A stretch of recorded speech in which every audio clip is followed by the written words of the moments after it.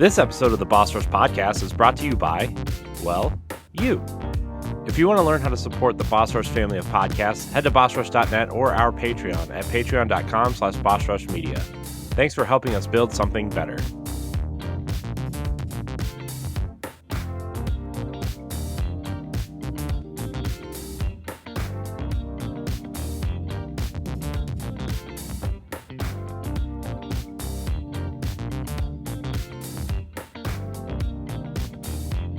Hello, everybody. Welcome back to the Boss Rush Podcast Extra Edition for you patrons out there. I am your host, Corey Deering, and alongside me, as always, is PC Muscle Race, LeRon Dawkins. What's poppin'? Hi, LeRon. Hey, Corey. We have a topic from PC Gamer that you brought up. Very excited. I know, and it makes my head hurt that PC Gamer had to do this. Yeah. Also joining us is Mad Pharmacist herself, Stephanie Klimov. Good evening, friends. Hello, friend. Also joining us is PK Power Pack Line. Hello. Laying down on his couch. You stop snipping. I'm no longer snipping. Don't like that. Like I do. I don't know. Don't jinx it till you try, or don't knock it till you try it. Have to search for it later. Just like Stephanie brought up SpongeBob earlier today. Yikes. Anyways, so our extra topic this week. PC Gamer kind of didn't give Ratchet and Clank on PC a decent score because it cost $60 and it's 10 hours long, basically. Actually, they scored an 80. So, that's a decent score. Yeah, well, I mean, but they said they didn't score it higher because it was $60 in 10 hours, which is a lame reason to not score a game high, in my opinion. Agree. Mm-hmm. But then again, we're like the old people group because we're the ones who've literally been saying we don't want to take like half our life to beat a game. Dude, Mario 3 was like $75 and it's like 45 minutes long. Okay, I don't want to hear it. I don't want to hear it. I just saying, those were the days back when the video games cost $120. You got a cartridge, right? So that's the topic. Does a game's length justify how much the game is? LeRon, you brought the topic. I want you to start. In the spirit of fairness, I say yes and I say no because here's the thing. Here's the thing about it. Like you know when you played and beat a game if it was worth your money. You know this. And when we look at a game like Ratchet and Clank Rift Apart, yeah, true. It's a port of a PS5 game that's over a year old and stuff like that. Honestly, the length of time between the time that the game came out to how it's here in front of us now, I think that justifies the price tag. It's not a full $70 like it was when it came out on PS5. When I got it. But and $60 right now. $60 is the old price point for new PC games because all PC games now are $70. Brand new. So it's that weird place. But going back to my statement though about the yes and the no, we've played games that are visually, masterpieces. Gameplay is decent and solid and stuff like that, but it's shorter than an average game, and nobody's complained. And then again, we played games that look and play like potatoes, and they charged us full price for them. Yeah. So PC Gamer, I love you guys, but I feel like y'all talking out y'all asses on this one, because because honestly, we spent $60 for a lot less. Yeah, I want to say on that real quick. I spent $90 on Tony Hawk's Pro Skater on the Nintendo 64. So, ooh, I saved up all summer for it. It was in the Walmart ad. I remember it clearly, and I went up to the glass. I asked for it. I paid for it. My box still has the 90 or the $89.99 sticker on it. Man, games. back then. Aren't we glad we live in an era now where like the pricing of games is more cut and dry? Mm-hmm. Because like man, like the Super Nintendo and the Nintendo 64 era was like the Wild West when it came to pricing. I know, and Sega Oh my Genesis games god, too. I spent $80 for Chrono Trigger and another $80 for Final Fantasy 3. Yeah, I think a lot of people kind of forget the history of things because the price of video games is not like a lot of other commodities that literally just go up like this. Mm-hmm. Yeah, It's not the same. If you adjust for inflation, they're cheaper than they've ever been. Still, right? Mm-hmm. I mean, yeah. In the grand scheme of things, I mean, there are games out there that are. I mean, for me, like something that is 10 to 12 hours, that's $60 or $70 is just as if the quality is there, right? Like something like Uncharted, right? A $60 game, 12 hours, great story, great characters, great writing, action, totally worth $60, right? I bought it with my PlayStation 3, Uncharted 2, amazing $60 purchase. Totally happy with it. But then you have a game like The Witcher 3, right? Which is also $60, and that gives you, hundreds of 40 hours. plus 40 plus hours. Yeah, I mean, people spend hundreds of hours in that game, right? Multiple endings, different characters to interact with and interact with differently. Also $60. Now that game, theoretically, if you're like looking at, this is the thing too for me, right? Is like I think games need to explore the pricing scale more because I think something like The Witcher is worth probably $100, right? With the amount of stuff you can do in it. And I mean, now, it's on sale on Xbox right now for like $12.99. So, I mean, who am I talking? And that's the Witcher, the Wild Hunt, which is like the base game plus 2 expansions. Mm-hmm. Yeah, the big one. So, yeah. And then like Immortals Phoenix Rising is, it's also on sale. I'm just looking at the Xbox sales to kind of get some sort of like, big games are super cheap right now. And like, I know people want to kind of say, oh, well, this game's only $15 and I can spend hundreds of hours in it or whatever. But like, I also wonder how much free to play games have kind of altered people's mind on paying for things too, like Fortnite and Apex. Yeah, that is a wonderful. People literally play out hundreds of hours on Fortnite and Minecraft and example. Mm-hmm. Yep. Yeah. And so, like, I mean, with the popularity of something like Fortnite, right? Like that, you could play that game. I mean, if you want to look like oh my gosh, what are my nephews? The insult on Fortnite, you're a default, which means you don't have any skin applied. You're just the plain character, right? That's that's the insult. Is you're such a default, and I'm like, oh my gosh, I hate this so much. Wow. Yeah. My nephews are really in the Fortnite, but like you could, someone in marketing actually created that just so that they could sell skins. Sure. I mean, probably, right? I mean, wouldn't surprise me, but like you could totally play that game for free forever and never spend a dime. Yeah. And then there's the people who spend hundreds and hundreds of dollars on skins, right?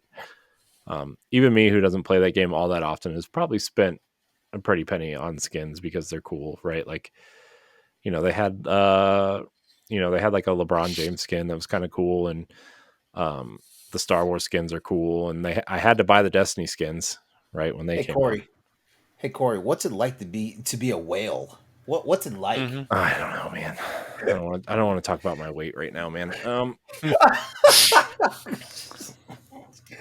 All right, ladies and gentlemen, for you out there that do not understand the term, a whale actually means someone that has a lot of cash to drop on a certain activity or hobby. This term really is known for people who go to Vegas and just bet it all, and have fun and stuff like that. But the term also transpires to gamers, where like they will just buy up every commodity in free to play, quote unquote, free to play games and stuff like that. Because like they either have to have it first or they have to be the number one best. Yeah. And if they suck at skills, then they at least have to look good doing it. Yeah. So do not slide into my DMs tonight talking about how dare I fat shame Corey. I don't do that. I know. Not Corey. I'm actually not Corey. I don't do that to Corey.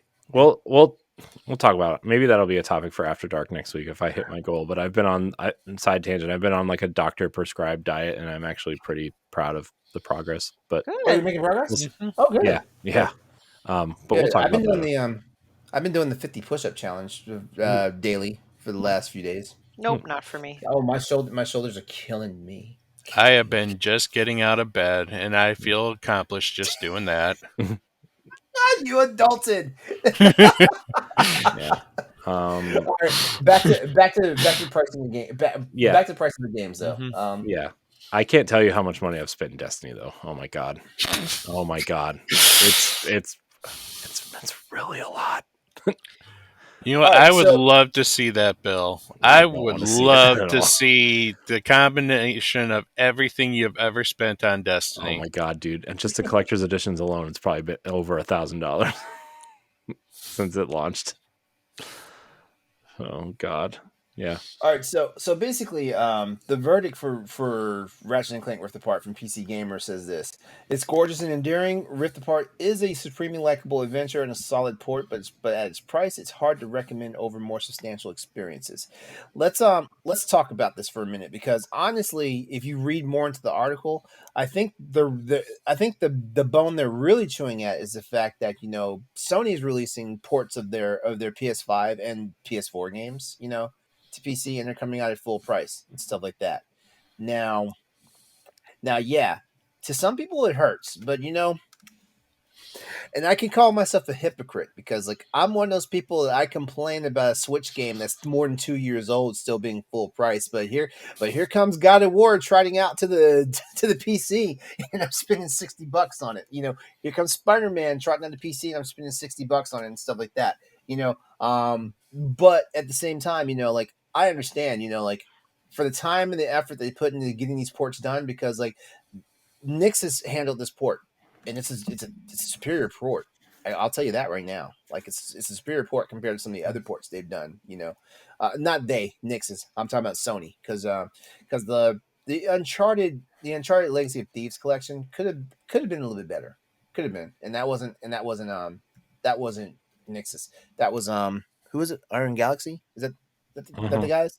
Which is wild because like Iron Galaxy did an amazing job on the Metroid Prime remaster.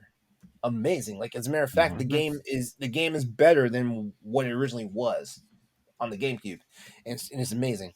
But that being said, a lot of times the price point, all boils down to like the time that was spent, because like technically, like Sony could have moved the hell on. They didn't have to. They didn't have to bring Ratchet and Clank, even though I predicted Ratchet and Clank was going to be on PC, and y'all skewered me in my Crossroads comments about that. But here we are, ladies and gentlemen. Ratchet and Clank Ripped Apart is on the PC, and I told you so. Yeah, and guess what, guys? Ghost of Tsushima's coming. Get ready to spend $60 more, and I guarantee you that will probably be a runaway hit for Sony because everybody and their mom wants to play Ghost of Tsushima. What, on PC? Yeah, on PC. Yeah, I guarantee you it's coming. Probably. Go ahead, Steph. I'm sorry, a rambunctious puppy is barking. I'm sorry. Aww. Do you think, I know it's not a direct correlation, but I almost kind of feel that there's a similar attitude towards modern day gamers preferring and praising open world type games versus linear games, because open world games tend to have more. There's more to do, more time you can spend, you can do whatever you want. I feel like it's almost kind of like a similar mindset where anything that's very linear gets skewed. Well, not necessarily skewered, but definitely looked upon less favorably. But I don't think that's always the case. What's that? Is it Odyssey? Yeah, it's Valhalla. Odyssey. Odyssey and Valhalla. Yeah. I just sometimes think it can be a little bit too long. So I'm in that camp where I would say size, quote unquote, or gameplay length is a factor. Like it could be a contributing factor for what a game is worth, but it should not be solely judged as one. Nor should a game always be considered good because it's open world, or a linear game is always considered inferior. Yeah. I always say this. I feel like I say this at least twice a month. You know, when we're on these podcasts, whether it's the Boss Rush podcast, whether it's Boss Rush After Dark, or whether it's my own podcast, Crossroads podcast. I feel like as gamers we do this to ourselves because like we suffer from we don't know what the hell we want. Do we want do we want a beautiful game that gives us depth and adventure and and is all tidy, or do we want something that is like going to take us like half our existence to beat? We never know. Like the same people who bitched and moaned about Skyrim being too long are the same ones that are playing like 90 plus hours in Elden Ring. You know, you know, I don't get it. Me personally, I have my days and I have my games. Like shit, my timer in Monster Hunter, which is basically a rinse, wash, repeat game. My time in Monster Hunter is over 900 hours now. Monster Hunter Rise, Wow. Rise. Yeah, I've Nice. hit that mark. I've hit that Wow. mark. Yes. That's impressive. Yeah. Well, I mean, it's a Monster Hunter game. If I'm not sinking like enough time to raise a child into it, something's not right. And for me, it's interesting. Like, I don't feel like the game's length necessarily means like justifies its price. Even though back when I was younger, I'd be like, "Oh yeah, 1 hour is equivalent to $1, so a 60 hour game is like $1 per hour entertainment." Wait, You know, you had that philosophy? for like with like That's pretty RPGs, is I'm cool. getting more bang for my buck because they're longer, and so a 30 or That's $40 game would have been like if I paid $1 an hour, then I got my money's worth. Uh, you know, but now as I am an adult, I don't have as much time to like focus on one game solely, and so when a game crosses over 100 hour mark, I tend to really get gamer fatigue. uh-huh. Um, but also, just today I complained that a game I played was too short. I wasn't satisfied with the 1 hour game. Tisk tisk. Yeah. How dare you? But it was a good quality. I just don't know how much it's worth because for me it was worth $16 because I played it on Game Pass. But if they were selling this game for anything more than like 20, I may start questioning. Is a 1 hour game worth $20? Mhm. I don't know. It's complicated. I guess it depends on how fulfilled you feel You know, playing the game. I just realized something too, though. I think also like with the abundance of different types and styles of games out there and different genres of games and stuff like that, I feel like the lines have gotten really really muddled, like we're really blurry. I mean, because like we've got indies out there that are cheaper than $30 out there, and they give you like basically the same experience as like old ass RPGs like Final Fantasy 3 and and all that stuff, you know and like there's a difference between those and AAA games. Actually, I think I just hit the nail on the head there. When it's AAA title, we have different expectations for these games, especially at their price points. Hmm. Whereas like indies and like lesser known third party titles tend to get a bigger pass because like I guess it's like Little Mac going up against Tyson in Punch Out. Like it's the small guy taking on the behemoth, which is like the entire games industry versus the behemoth coming and just smashing everything in its path like Godzilla. Yeah. I just double checked Venba's price. It's $15. What So what you know what? I'd pay $15 for Venba. Okay. Anything over 20 though, I might question. I don't It's know. just like I would pay $60. As a matter of fact, I have paid $60 for Ratchet and Clank. Hmm. I paid $70 for Ratchet and Clank. Well, if we're gonna look at it that way, I spent $130 on Ratchet and Clank because I have it on PS5 and I have it again for PC. Damn, you like Hey, your Ratchet and Clank? support the title. Well, no, my Hmm. thing is I want more PlayStation games on coming to the PC platform. I do because I've said it multiple times before. The more accessibility gamers have to games that are typically not supposed to be where they're at, the more gamers win. And like I don't care about all the people who bitch about the fact that it's not worth $60. Like, guess what? You can spend $500 and buy a PlayStation and spend another $70 to play this game on that. Or if you already have a PC in your house, that's decently capable. Because guess what? If you have a nice SSD and a good graphics card, you can play Ratchet and Clank Rift Apart and not have a dissimilar experience than you can playing on PS5. I don't know what PC gamers bitching at the more I talk about this now, because I'm like, shit, like people already have gaming rigs in their house and didn't have to spend an additional $500, for a PlayStation just to play this game. Like they basically had a ready-made experience waiting for them. I had to spend $60. I mean, I think the problem is like Steam sales. You can get like something like, I don't know. I think I saw Borderlands 2 or something for like $1.50 at one point. I'm like, that game's like, man. You know what I mean? Borderlands is like the whipping boy of like the games. Like I like games because like man, like every time there's a sale, like man, Borderlands is basically front and center. yeah. If Borderlands is not being given away for free once like a quarter, like you're getting it for dirt cheap. Yeah. Yeah. And like everybody, like right now, everybody's kind of obsessed with Remnant 2, right? And like that game is that game's $49.99. But like, that game has like taken over, and it's like, well, games don't need to cost $70. Look at this game, and it's like, well, smaller development team. Yeah, I'm just like, yeah, less expenses. Yeah. Apparently, that game is an Unreal Engine 5 showcase, though. I really want to play it, but like, I don't have any friends to play it with, so. Dark Souls with guns.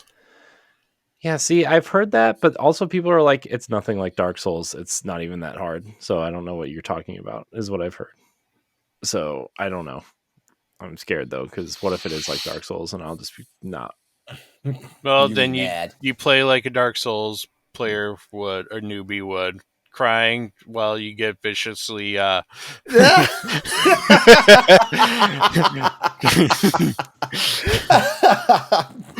mean, honestly, watching that game makes me want to go back to Outriders a little bit. Speaking of, though, like, also I think these subscription services with all this choice and all this availability, like Game Pass and PlayStation Plus, at least the extra tier, like there are so many games available to you for $10 or $15 a month. Like, I mean, look at like Starfield, for example. That game is going to be on Game Pass for, Microsoft right now is offering that $1 Game Pass Ultimate for the first month right now. It's like you could technically sign up for a new version of Game Pass or a new Microsoft account and play that game for $1. It's like that game is literally almost infinite.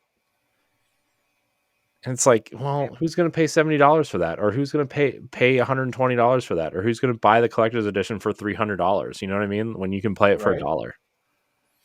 Or if you already have Game Pass, like it just comes with your subscription. So that's the other thing I think has kind of it's almost like a race to the bottom in some cases. It's mobile games' fault.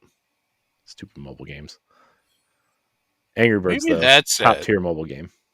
Maybe it's the mobile game market that really screwed us over here in this value for length. Because you got all these games like Genshin Impact, which is a free game, but yet it's got hundreds of hours of content in it. Yeah, I don't know if I agree with that though, because honestly speaking, mobile games I still believe they're in a class by themselves. You know what I mean? I hate how sometimes like like we as gamers like whether it's mobile games, whether it's indie games, or whether it's first party or third party titles and stuff like that. I hate how we find convenient ways to lump games in certain ways to either qualify or disqualify them. Like is it a fucking game or is it not a game? Right. Oh man. Sometimes I'm tired. That yeah, that's my problem. So if my words aren't making sense, I'm sorry. So we've kind of talked about like the pricing and stuff. Is there ever a game that you feel like you paid that $70 and you were very dissatisfied with the game, whether it was like a smaller experience or a larger experience, just dissatisfied with it in general, and wish you would have waited for a sale or not purchased it at all? Nothing recent comes to mind for me. Nothing Returnal. recent. What, Returnal? Returnal. Okay, I can understand that. I can definitely understand that. Yeah, I for a roguelike game that came out, that game did come out at 70, right? Or it Yes. was Yeah, it either came out 70 full or price. 60, but it was like No, a full it came out price. $70. Yeah, that game, like, I don't know, that game frustrated me to no end, but then again, like, I knew to myself I wasn't going to like it, but I Mhm. still spent, but I don't know if that's necessarily because of a time thing, although you could beat the game very fast if you wanted to. Like, it wasn't a long game, but I feel like I overpaid for that one. Hmm. Stephanie, LeRon, anything you feel like you overpaid for? I'm looking up time Um, to beat for this game, so LeRon, you go first. yeah, I'm actually scrolling through. I'm actually scrolling through my library on Steam right now. Okay, so all right, Um, I found it. So while you're scrolling, so I mentioned this at the last pod. Oh, I mean pre-recording. Choo Choo Charles. Choo Choo Charles is a $20 game, which you think $20 is nothing, but it's about a 2 to 3 hour game, and it's more of the quality where I kind of wish it was not $20. I feel like I overpaid with $20. No offense.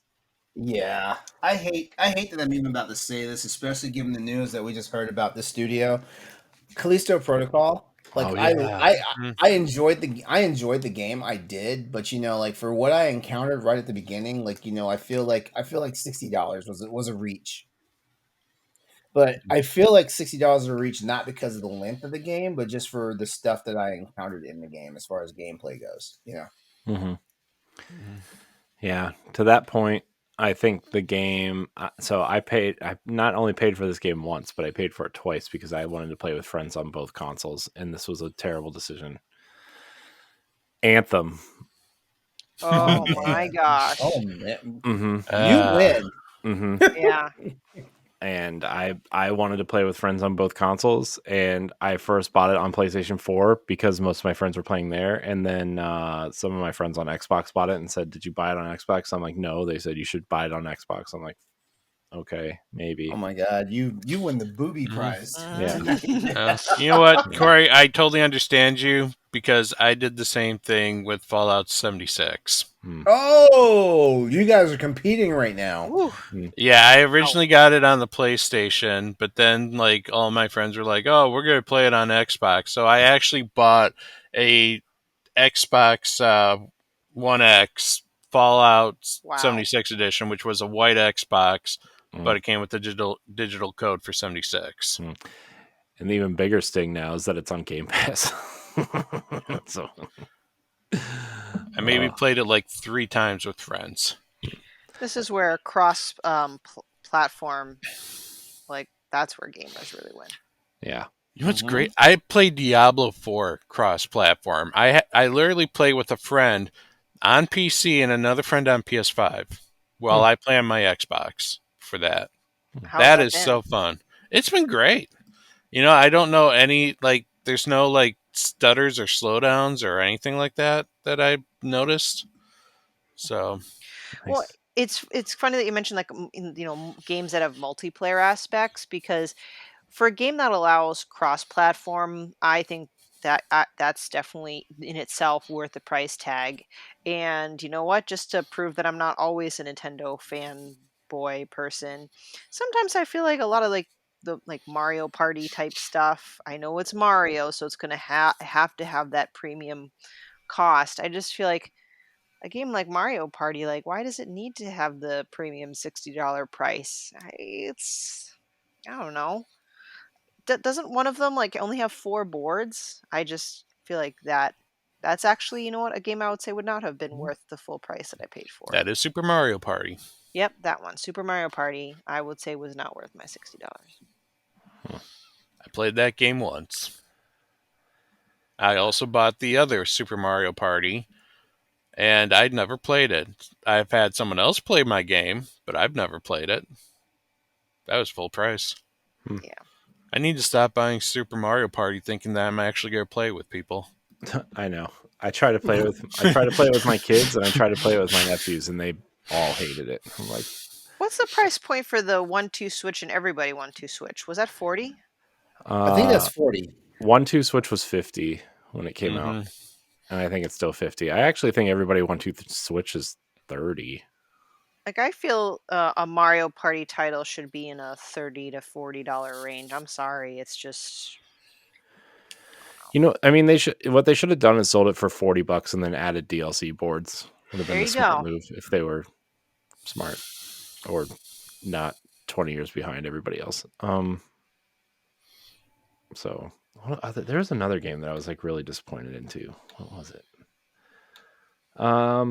So yeah, I don't know. There are games that are definitely worth purchasing at full price, and there are definitely games that are not. Man, what was the other game? I forget. I'm lost. What the thing is, though, the games that we're talking about that we wouldn't pay full price for, that didn't necessarily revolve around the time. That was more the Exactly. quality. Yeah, Mhm. yeah. So, and going back to the topic at hand is, should a game be worth, like, should a game's price be represented by the length? Hmm. And I think we all kind of came up with, no, not really. Yeah. Yeah. That's a very bullshit like way of thinking, Hmm. you know. Hmm. Mm-hmm. Yeah.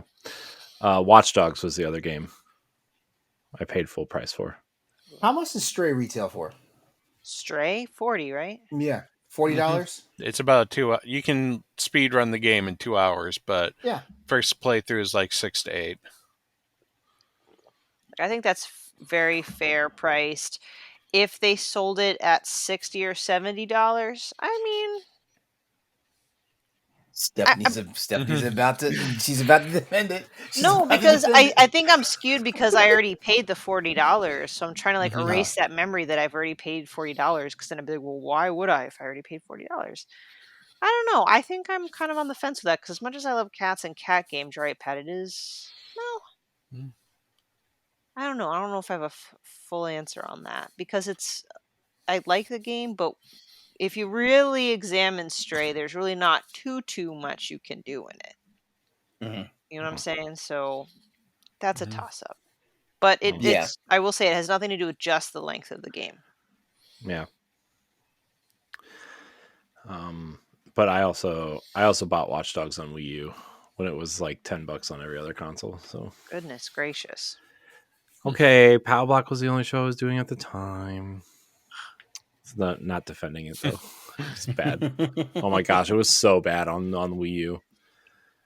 Oh my gosh, I thought something was wrong with my TV. That's how bad the graphics looked. Oh man. That's Like they were awesome. so muddy. They were like popping in. It ran at like sub 20 frames a second in areas. Like it was, Oof. Woof. man. It's not. I mean, not like that game was a technical showpiece anyway. But oof, man, which is weird because like I played Black Flag on the Wii U and I had zero issues with it. So Man, now Ubisoft usually does pretty good. you make me want to go back to Legion. No, you don't. No, you don't. I don't know. No, you don't. No, I don't. No. No. I got the PS5 version. Dude, the best thing they could come up with the box art was a man in a pig face mask. No, you don't want to go back to it. But do I? No. Stop it, Pat. Stop it. Next week on the Boss Rush Network, package reviews Watch Dogs Legion. Oh no. Oh, Pat, how long did it take you to get to end the main line of Pikmin 4? Because I know you said it felt like it. Pikmin 4, I finished that one in like 13 hours. Oh, never mind. That's plenty. Yeah, to actually get the credits was about 13 hours for me. But then to actually complete the game took me about 40. Wow. Okay. Mm-hmm.